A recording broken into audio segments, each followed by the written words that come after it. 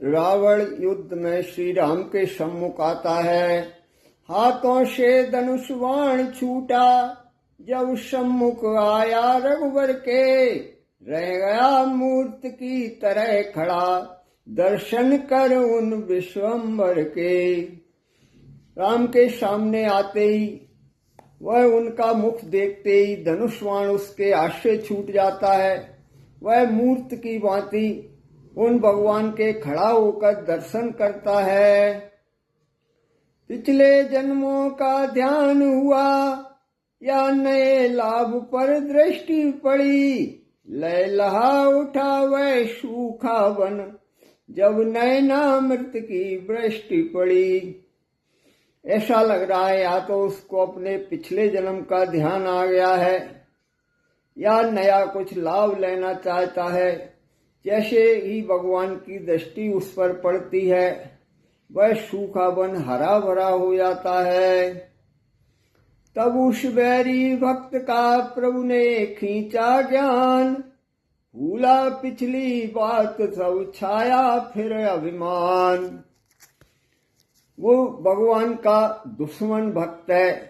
भगवान समझ जाते हैं कि इसके ज्ञान पैदा हो गया है, तो तुरंत ही उसका सारा ज्ञान खींच लेते हैं और वो पिछले जन्म का सब भूल जाता है, फिर से अभिमान में चूर्ण हो जाता है और कहता है, बोला खेलो न आग से तुम, यह आग तुम्हें खा जाएगी। चिंगारी एक चटक उठी तो प्राणों पर आ जाएगी।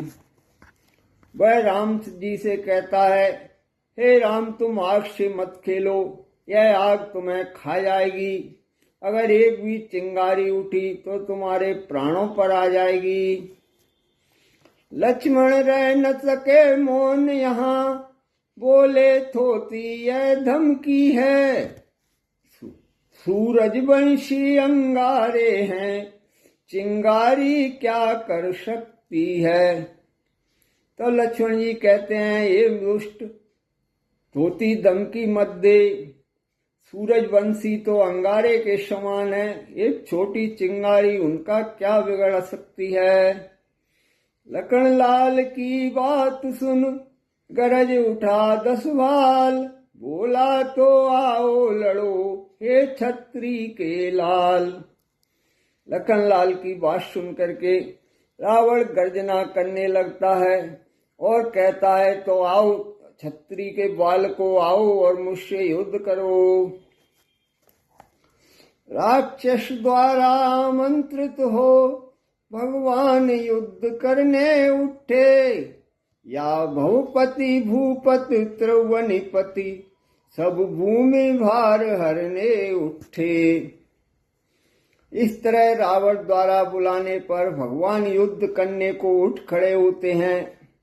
ऐसा लग रहा है कि जैसे त्रिभुवनपति अब पृथ्वी का भार उतारने के लिए उठे हैं। हाथों में धनुष बाण लेकर तत्क्षण कौशल के भूप चले, भक्तों का कष्ट मिटाने को अति आतुर शांत स्वरूप चले।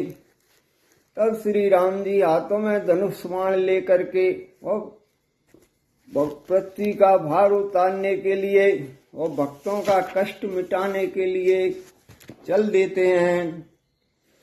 10 कंदर तो रथी था पैदल थे रघुवीर, भक्त विभीषण देख वह बोला वचन अधीर। रावण तो रथ पर सवार था और श्री राम जी पैदल थे।